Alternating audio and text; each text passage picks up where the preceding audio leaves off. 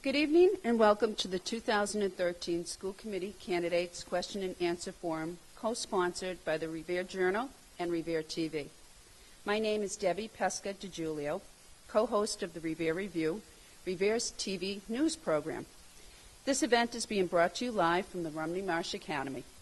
It can be seen on Channel 9 or can be viewed live on the web by going to www.rtv.org.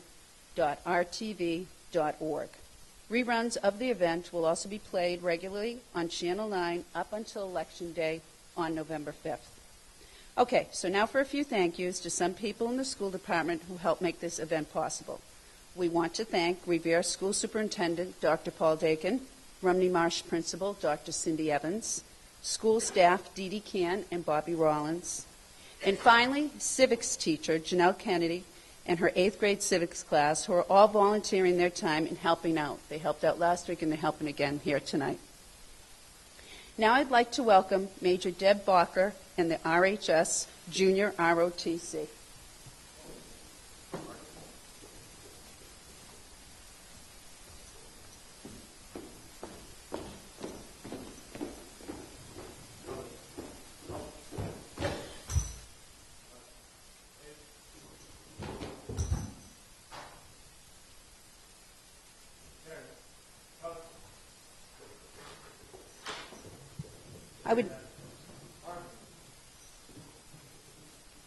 I would now like to invite Carla Vanterpool up to the podium to sing the national anthem.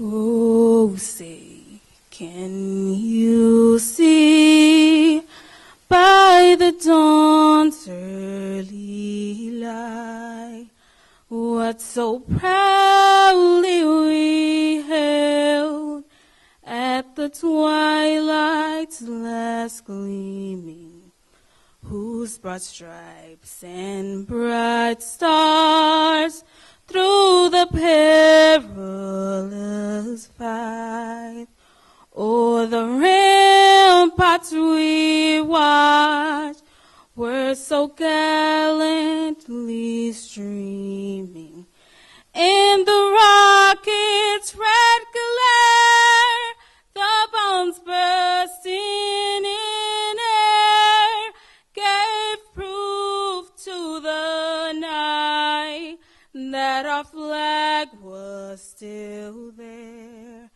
Oh, say does that star-spangled banner yet wave o'er the land of the free and the home of the brave.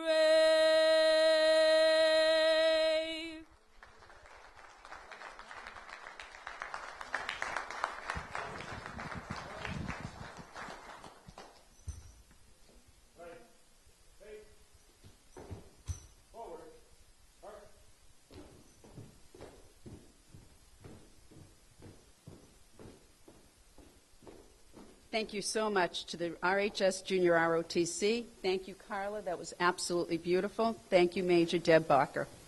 And now it's my pleasure to introduce to you the co-host for tonight, Seth Daniel, who will introduce the candidates and provide an outline for tonight's debate forum.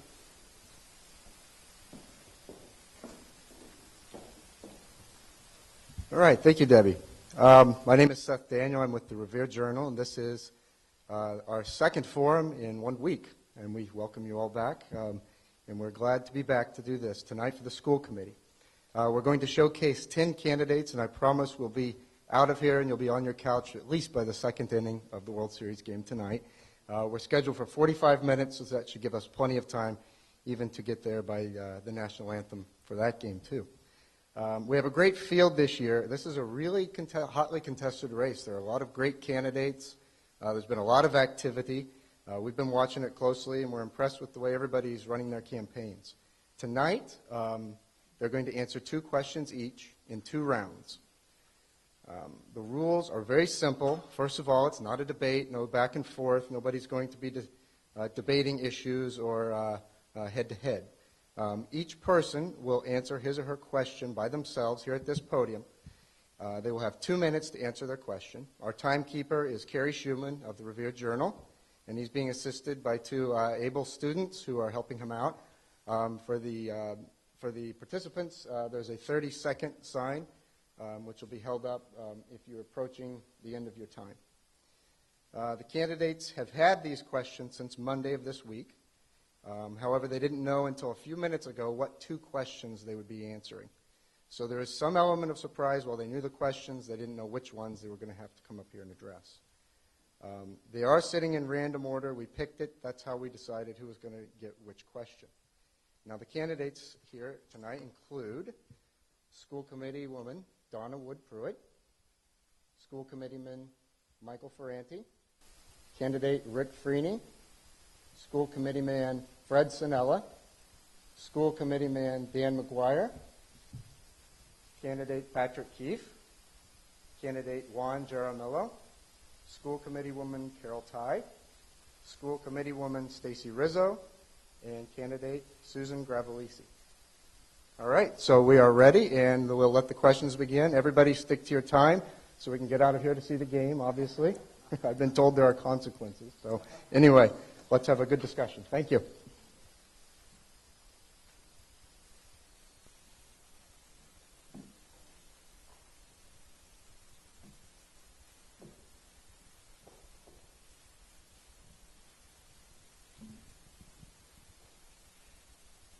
We'll begin. The first question will go to School Committee Member Donna Wood Pruitt. Donna, the school lunch program was revamped nationally last year, and it was a very unpopular change with students and parents. Even this year, many of those who eat school lunch aren't entirely happy with the taste of the food due to the nutritional requirements instituted by the federal revamp, i.e. whole wheat pizza crusts. Participation is reportedly down in Revere and across the country. However, many have indicated that childhood obesity is such an issue that tough revamps are necessary to curb the problem now. Do you support the revamped nutritional guidelines that have been put in place over the last year? Okay, that's a yes and a no, but the food is not down. This year's numbers are higher than last year's. Are the kids eating the food or just getting it? Are they throwing it away? We don't have numbers on that. But we had to help. We had to do something. And when I was in school, I ate everything we had. And now look. But it's important. But if you don't teach the parents how to cook nutritious food, or if the kids are throwing their food away, and they're going to Dunkin' Donuts or getting chips on the way home, then the revamping doesn't matter. But I think we have to try, and we have to make sure that everything is healthier for the kids. And I want to thank the Revere Journal and Revere TV for allowing us to be here tonight.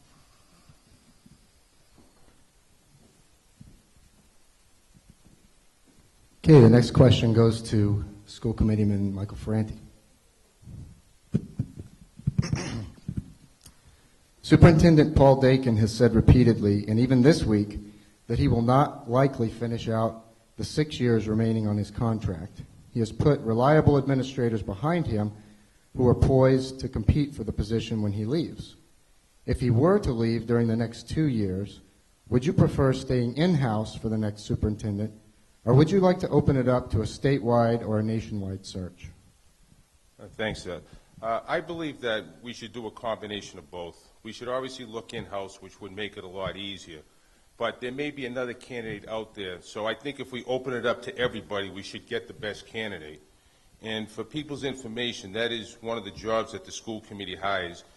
And also that we have to make sure that the person we hire follows the system that we have set up now. You know, Superintendent Dakin and the administration have a nice, easy system going, and we want to make sure that we just keep it going the way it is. Thank you very much.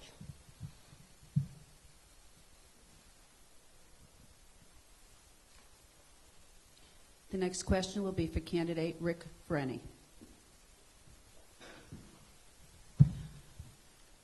The school-based health center operated by Mass General was controversial a few years ago after it requested and was approved to offer expanded contraceptive services to students. Do you think the school should participate in offering contraceptive services, including the Plan B pill and condoms, to students? Thank you, Deb. Well, I believe the health center should offer condoms to prevent disease with our promiscuous teenagers. However, I am not in favor of the Plan B pill to students. I really believe that is over the top and sends the wrong message. We should provide sexual education in our advisory classrooms. The students are able to build a solid foundation of trust and security by learning from their teacher and feel comfortable asking those questions that some parents dread to hear. I also believe that the school-based health center should be available to all students and not just those that fall under the low-income threshold. In closing, I would like to thank Revere TV, Revere Journal, Dr. Cindy Evans, and the wonderful staff and the kids here today for putting on this event. Thank you.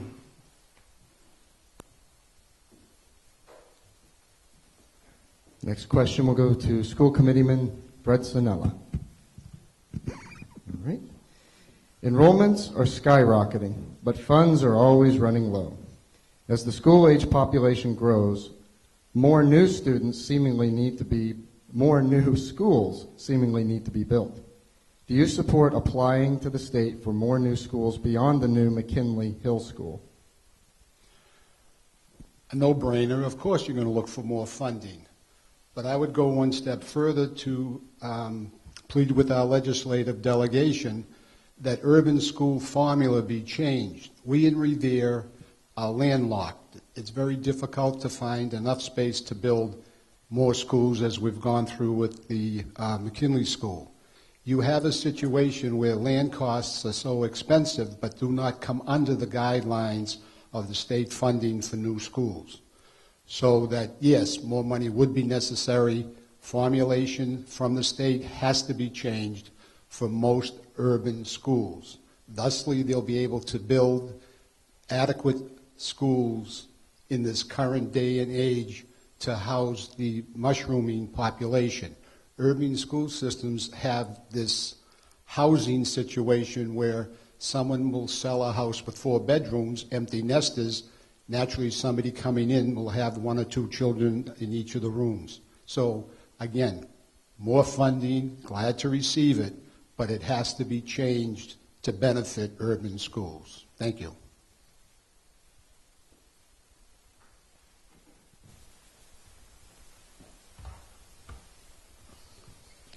The next question is for School Committee Member Dan McGuire. The Revere Teachers Association will have a contract due next year, and the school committee will be involved in giving input to the superintendent about that contract. Do you think the administration should push for more hours and more days for teachers in this new contract? Thank you. Excuse me. Thank you. Yes, I would support collective bargaining that would extend the school year. We currently have 3 schools that have longer school days, and I think a longer year is more advantageous. And I have spoken to Dr. Dakin actually about this. To extend the school year, we would need our teachers and staff on board. Once they agree, we would need to lobby for state grant money to pay for it. Extending learning time grants allow a district to extend the day or the year. But I feel that each of our schools should be part of this initiative. It puts all of our students on a level playing field. Currently, we have 1 middle school and 2 elementary schools with extended day and/or extended year. I feel it is problematic for families to not have all of our schools extended. In the whole state, there are 12 extended day schools. Revere has 3 of them. We have seen results, for example, at the McKinley, in just their second year as extended, saw a big improvement to their MCAS scores, where they were tops in the city. And Garfield Middle School saw some equal success in their ELA scores. Longer school years are proven to keep students more focused with less need for a long review at the beginning of a school year. With less time out of school, students retain more of what they've learned in the previous year. So as we explore these ELT grants, A lot of people didn't know that you could just extend the school year as well as the a day. I know it might not be popular to some of your students at the Rumney Marsh Academy, or even my own daughter, Megan, an 8th grader at the Garfield. But we are falling behind in the world economy. We go less days than 5 to 10 other countries. I think we need to look at it and be on the cutting edge here in Revere, in our urban district, and of course look to the federal government and state for funding, because we cannot go to the taxpayer for it. Thank you.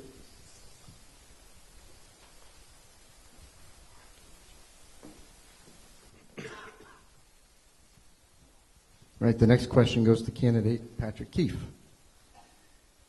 The Revere High School athletics have long been second tier compared to neighboring cities like Everett.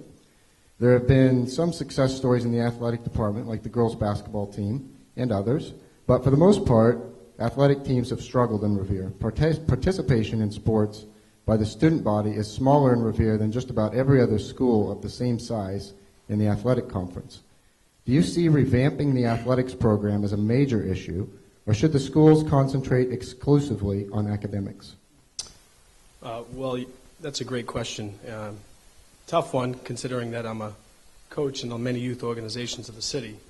I'd like to point out also that our high school has had some good success recently with the girls softball program making the tournament, and the cheerleaders won a national championship in the high school, and also the soccer and lacrosse program on the upward swing. Academics should never come second to sports, but as a youth coach, I do feel that the involvement in the current athletic department in our youth programs will help promote involvement from the kids in our city.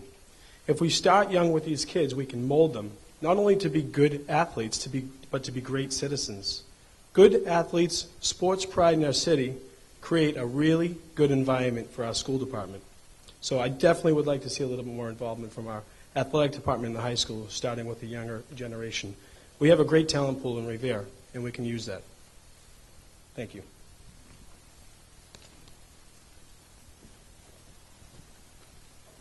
Next question will be for candidate Juan Jaramello. The school resource officers have been in the schools for some time, but having police stationed in the schools has always been a controversial topic. Some believe it creates an atmosphere of implied criminal conduct, while others believe it smooths over the waters. Do you believe it is a good idea to have police officers stationed in the Revere schools? Having recently graduated from Revere High School in 2012, I can attest to the good relationship that our police officers have in our schools. However, I think that there's an opportunity to go a little further. There's a need for our police force in our schools to be integrated in our school community. Why? One may ask. Well, you see, if our police officers are involved in our community, especially with our children are more likely to approach them when problems arise. And we also need to work with the police force as a school district to develop our school officers to pick up certain red flags in our students, things that our police officers can then hurry off to and get help for our students. And it'll be a more productive relationship between our schools and our police officers. Thank you.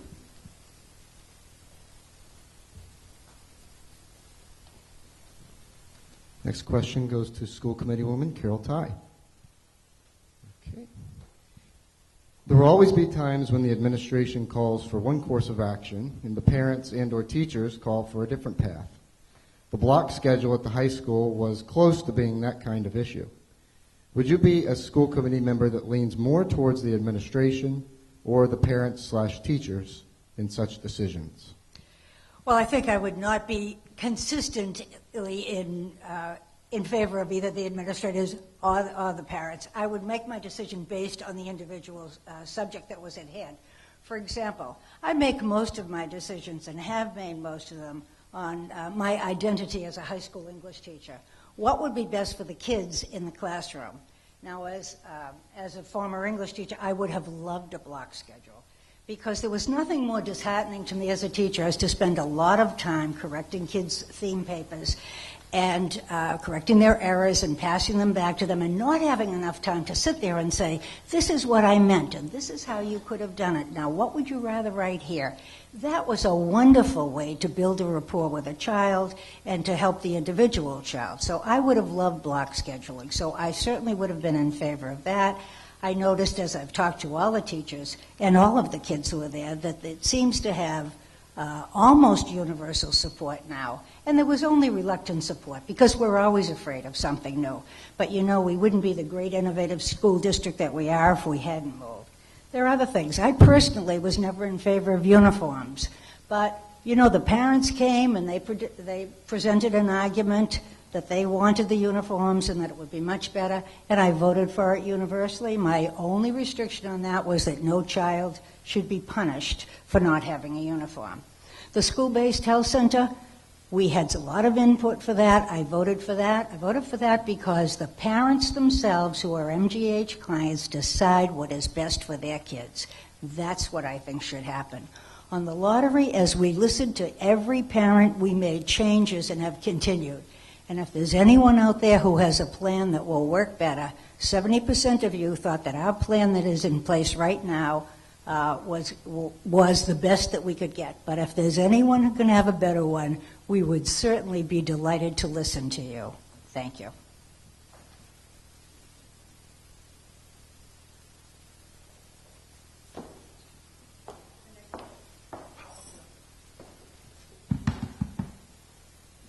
The next question is for candidate Stacy Rizzo.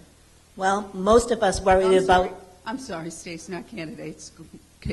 School committee woman, Stacy Rizzo. I'll be whatever you want. You are what you are. Most of us worried about what question we were going to get, and I'm worrying about going after Carol Ty, the English teacher. But, okay, throw it at me. And she did mention the middle school lottery, which has been one of the most controversial issues in the schools over the past 5 or more years. No one likes to see parents or kids crying or having emotional reactions to their school assignment. On the other hand, not everyone can go to a new school or the closest school, so there has to be some sort of system. How would you suggest solving this ongoing problem in the middle schools?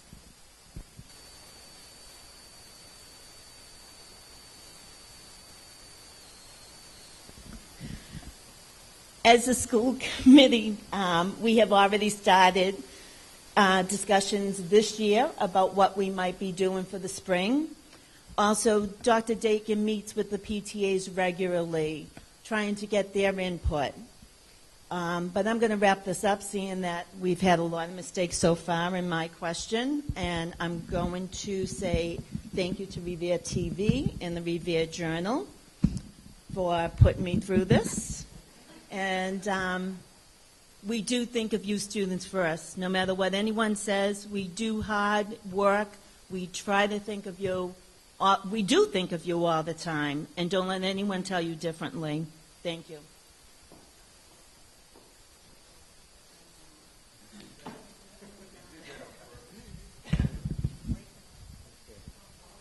All right, I'm sorry about that. So we'll ask the question and then, and then we'll hand the microphone to you. Okay. Okay. This is to candidate Susan Gravelisi. All right, the sciences at Revere High are falling behind in its scores, and most everyone agrees this is because the science labs are deplorable and out of date. The schools did have a plan to replace those labs, but in the end, the state didn't approve of that plan and instead called for an entirely new high school.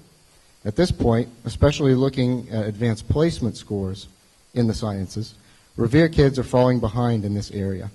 What can be done now to make sure Revere students can continue to get the best science education?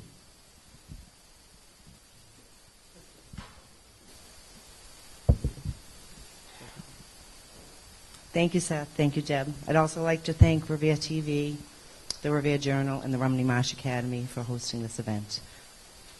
Well, what can be done? It's difficult to get things done with limited funds available and limited resources. First of all, I would like to commend our science teachers. They've done wonders based on the limited resources available to them. They've embraced technology to give our students experiential exposure, using the iPad is just one example. Many of our teachers spend out of pocket to purchase supplies for their classrooms. The priority of the school committee is to find ways to help our students acquire 21st century learning skills. We live a stone's throw away from the scientific capital of the world. We have world-renowned hospitals and universities on our doorsteps. Is it possible for our district to reach out and attempt to form a partnership with these institutions to provide working capital to help educate the young people of Revere so they're better prepared for careers in the sciences? I agree.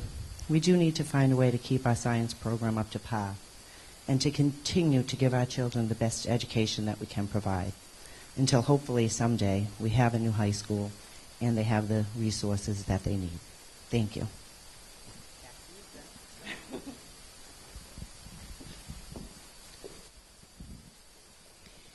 And we'll come back to School Committee Woman Donna Wood Pruitt. The schools have invested heavily in technology and spent a good deal of money on the high school iPad program this year. Many want to expand the iPad program to the middle school and elementary schools. That would cost a good deal of money.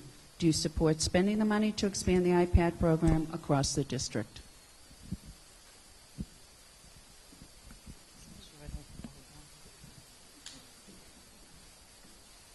Okay, not for every child. We have them in the classrooms. It would be expensive, and a lot of parents can't even pay for the insurance. But we make a way for them to pay at the high school, however we do it. But technology is important, and each and every child should be able to get their technology. So I would expand putting more iPads and more laptops in the classroom. We already have pilot programs, and they're working out wonderful, and those kids are going ahead of others. But as far as every child, it's not what I would do. Thank you. We have fixed the microphone problem, so I'll just put it back up here. Hopefully. I'm sure it doesn't work. If it happens to you, you're going to face the other way. I can hear it.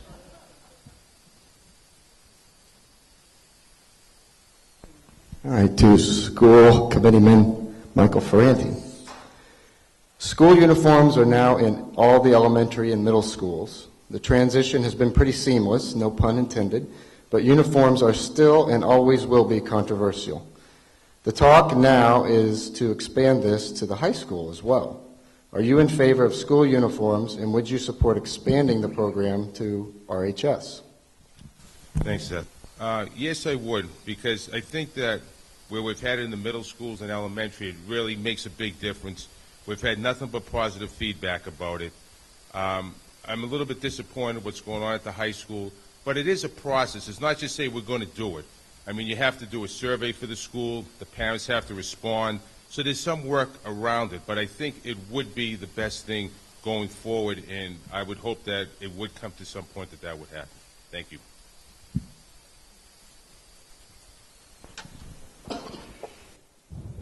Next question, candidate Rick Franny. The state has been requiring over the last couple of years that the schools measure every student's body mass index annually and report those measurements to parents and the state. The goal is to get statistics related to childhood obesity, yet some parents believe that such data gathering is intrusive. The state is considering backing off on this practice. Do you think the school should be collecting such data about its students? Oh, thank you, Deb. Of course, the biggest guy on the board up here gets the BMI question, not the athletic question or anything else, but that's okay. Well, I know the state has recently announced they will stop sending collected BMI data home to the families. My feeling is that the schools in the state should not be wasting money collecting any BMI data. If there's any BMI data money that's floating around, perhaps we could put it towards gym classes. I know we're having a problem with nutrition in the cafeteria. Kids aren't eating. They don't like what they're eating. Less gym is a big problem right now. There's just not enough gym classes. I remember growing up, we had gym every day. Now they're getting it a semester a year. So they need us a few times a week, whether it's just kickball, wiffle ball, just get the blood flowing. I also want to say that looking at the 20 questions here, everyone knows, a lot of people know that I'm the president of the Little Ricky Foundation here in Revere, which raises money to help kids with special needs throughout the classrooms here in Revere. And I see there's questions on security in schools, nutrition, athletics, but there wasn't a special ed question. So in flowing with that BMI question, knowing that I still have some time left, I just want to say we do need some vocational services and transitional service for children of all abilities that are lacking right now at the high school level from 9th grade on. I think, with a lack of special ed, transitional services, a lot of kids are suffering up there right now at the high school, my son being one of them. So hopefully we can get this going sooner than later. And I thank you for your time. Thank you.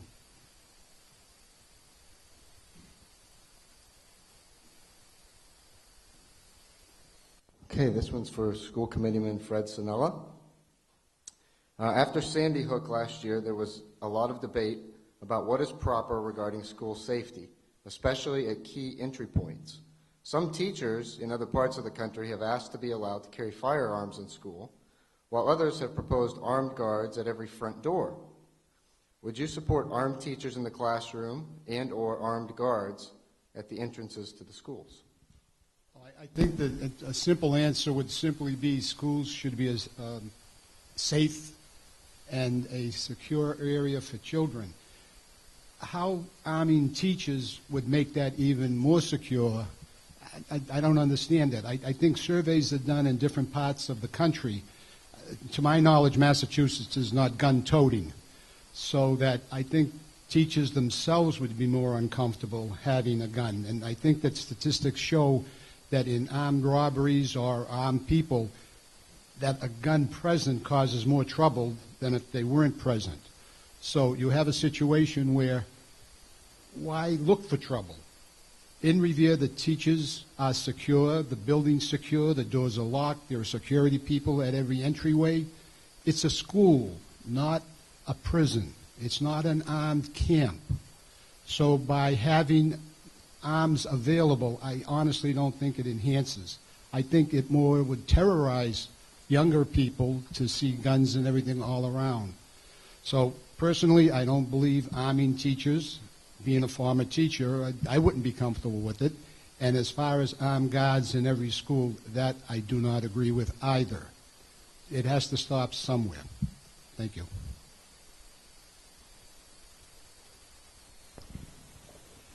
School Committeeman Dan McGuire. Revere High School has remained on the cutting edge due to the fact that major changes have been implemented and continue to be implemented. To keep on that cutting edge, the culture of change and innovation will have to continue. What is the next big thing the school should be looking at to remain on the forefront of innovation? Thank you, Ms. Debbie from Revere TV, Mr. Seth from the Revere Journal, and our lovely middle school students here at the Rumney Marsh Academy. Thank you. I feel there are three main areas to keep Revere Public Schools at the forefront. One, we need to expand technology to all our schools with iPads for all. We need to build a new state-of-the-art high school with quality science labs and ready our teachers with to teach in the 21st century. And yes, we need to build a possible another elementary school besides the Hill School. Money always stands in the way. How are we going to pay for this? That's why I am a proponent of dedicating possible casino monies for our schools. I share Dr. Dakin's vision and concern about no dedicated funding come from any mitigation package spelled out. When we met with Mr. Tuttle, Mayor Rizzo, and Mr. Festa, we asked for 1% more of our foundation budget, which is a combination of city, state, and federal monies to run our schools. Roughly last year, approximately $65 million. 1% would be $650,000 every year for 15 years over that contract.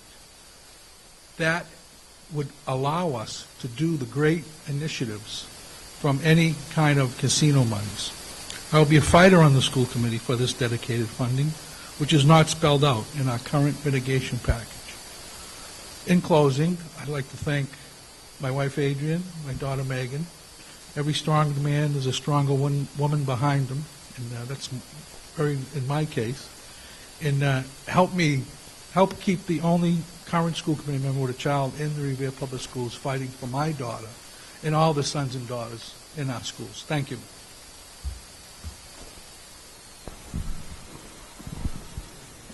Okay, the next question is to candidate Patrick Keefe. School officials have said that bringing a casino would likely bring an element to the city that would have to be addressed by education in the schools. Would you support establishing a curriculum for kids regarding the potential pitfalls of casino gaming, or do you think that's an overreaction? Well, first of all, I'd like to thank the Revere TV, Revere Journal, the RMA Academy, the Junior ROTC for putting all of this together, all of the kids in front of us. Thank you very much. Oh, mic's off.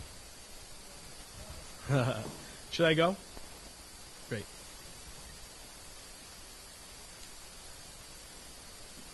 As I meant, hello?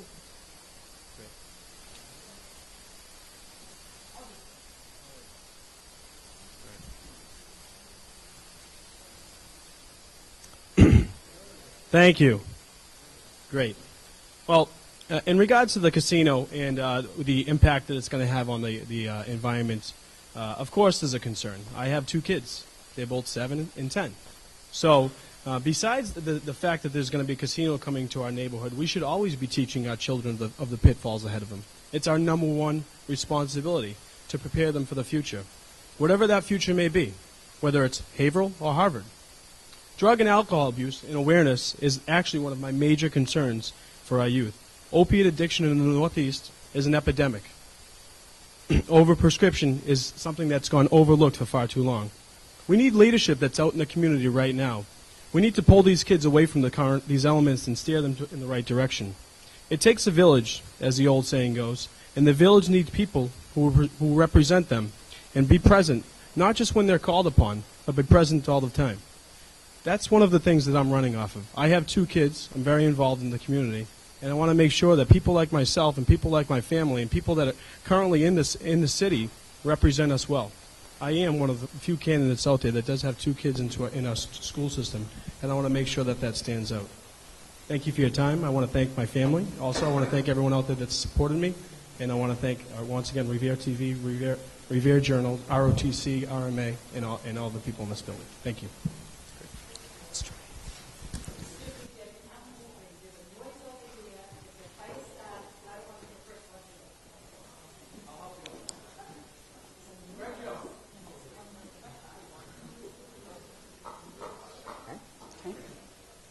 All right, let's go on. The next question will be for Juan Jaramello.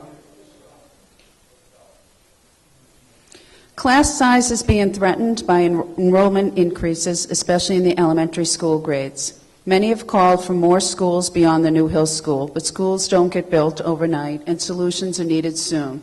What do you think can be done immediately to address growing class sizes? All right, Good evening again. So before I go on to answer my question, I'd like to thank everybody here in presence, the Revere TV, the Revere Journal. My mom and my dad are at work, and they'll be able to watch the rerun, I'm sure. So first, it's important to note that class sizes don't indicate they're not a direct indicator of academic performance. However, I can say that block scheduling in the high school has alleviated a little bit the problem of class sizes. So if we talk about class sizes and attaining academic performance, I can propose a better way to fix that. We need to work with our teachers and staff and help them, give them the tools to develop 6 key points in our children's development. Our physical, their cognitive, their language, their social, and their ethical and psychological qualities. All right. Now, When we talk about our physical, we need to teach our kids to be aware of themselves. Our cognitive, they need to be aware of everyone else. They have to acquire critical thinking skills. Their language, we need to make sure that our kids, when they get to high school, they can read and write the English language perfectly. Our social, we need to teach them how to create relationships and network. And our ethical, they need to learn about what is appropriate for our society, for our schools, what are the norms. And our most important, our psychological. Our kids nowadays face challenges that many in the audience have never faced. And we need to deal with that because it plays a role in their academic achievement. So, lastly, I'd like to say my name is Juan Jaramillo. I'm running for school committee. I'm second to last on the ballot. Keep me in mind for one of your votes. Thank you.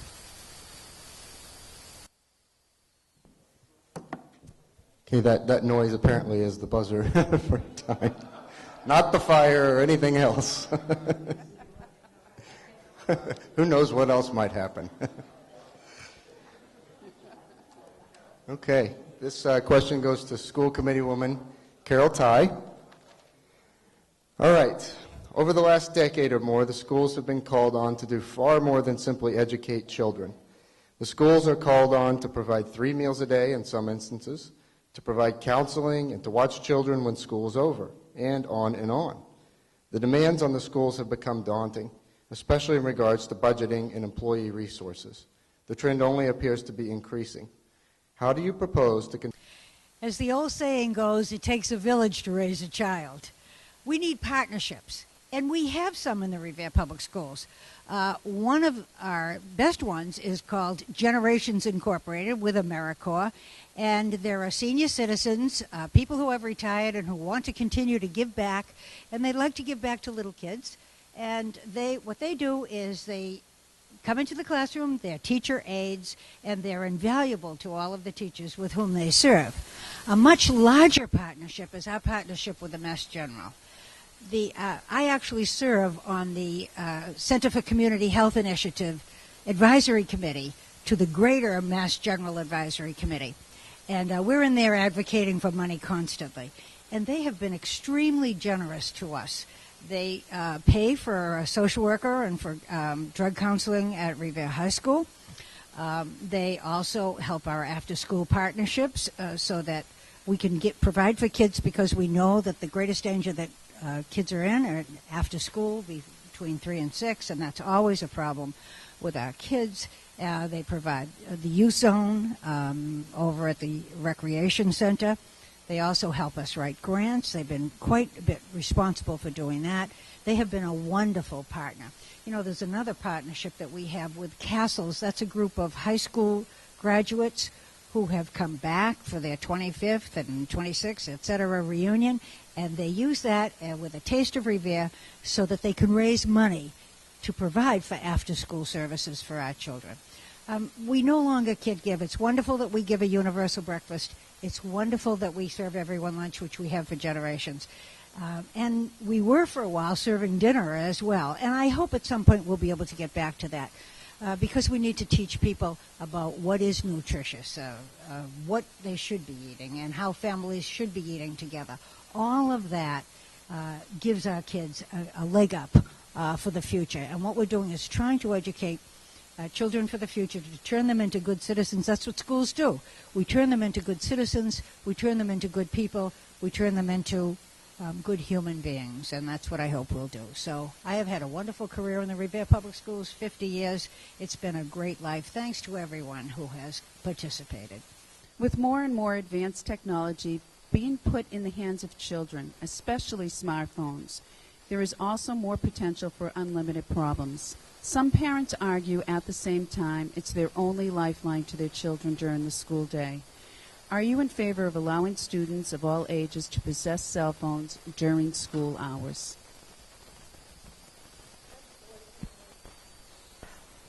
We're at a time that there's no turning back. I am amazed at how young the students are that carry the smartphones. And whatever the reason is, the parents feel a need for it. There are many positive reasons for the students to carry their smartphones during the school days, if used correctly.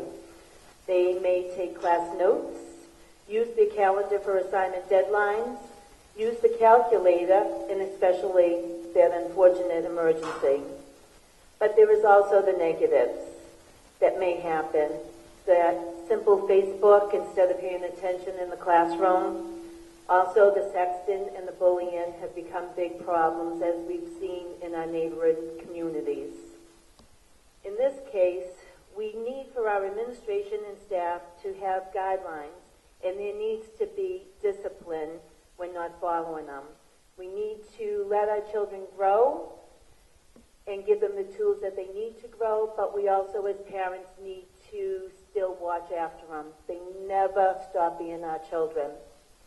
At this point, I want to thank my husband, John, for always being so patient with me, and my 3 wonderful sons who have grown and have become good citizens in this community, have graduated from our Revere schools, and I am so proud because 2 of them are given back by being teachers in this community, and that's what it's all about. As far as me not having students in the system right now, I have never stopped.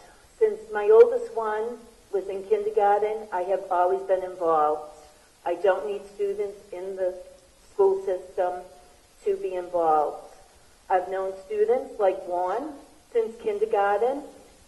I now can appreciate him as a friend and perhaps maybe even a colleague. Students over here from Rumney, I've known since kindergarten. I am a person that, no matter what, even if I'm gone the first of the year, I will still be involved. I do not need students or children to be students. So thank you, everyone, for helping us all this evening, and go Red Sox.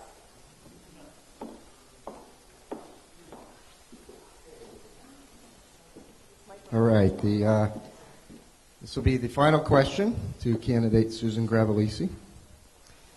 The casino host community agreement for Revere doesn't have any specific mitigation tag for the schools. Superintendent Paul Dakin has expressed concerns about that, and so have a vocal minority of anti-casino voices. Others have said the money coming through the agreement could be used for the schools, and that the schools will likely benefit even without that benefit being spelled out in the agreement. Do you share Dakin's concern about the agreement regarding the schools, or do you think things will shake out positively for the public education in the end? Thank you, Seth. Thank you, Deb. I'd also like to thank Dan McGuire for answering my question a little while ago. He expedited the process, so now we can all leave. We could catch opening pitch. Yes, I do share Dr. Dakin's concerns. This is a one-time opportunity. This is a one-time opportunity for our school system. It would bring a sense of security knowing that funding for the schools were allotted into the agreement. Revere has become a gateway community with more and more residents moving in every day. We currently have over 53,000 residents in a 10-mile square radius. With this ever-growing population brings overcrowding to our schools. It would be wonderful to have had a provision in writing added into the agreement. It would be comforting to know that the dollar amount spent on education would be in proportion with the dollar amount collected in tax revenue. The children of our city are our future. It's disappointing to know that our schools were not written into this agreement. In closing, I'd like to thank Revere TV, the Revere Journal, the Rumney Marsh Academy for hosting this event. And I ask you, the viewing audience, for your consideration when you vote on November 5th. My name is Susan Gravelisi. I'm a lifelong resident of Revere, a graduate of Revere High School, and the proud parent of 2 children that are successful products of Revere High School. So thank you. Have a good day.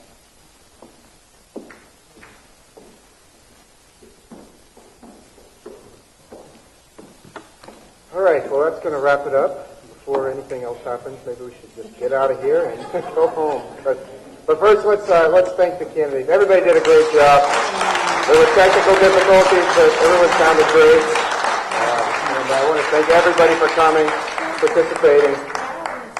And I just want to also thank the schools. I want to thank Revere TV as well. And everybody just take this all into consideration before you vote. Make sure you vote on November 5th. That's right. Vote on November 5th. Thank you.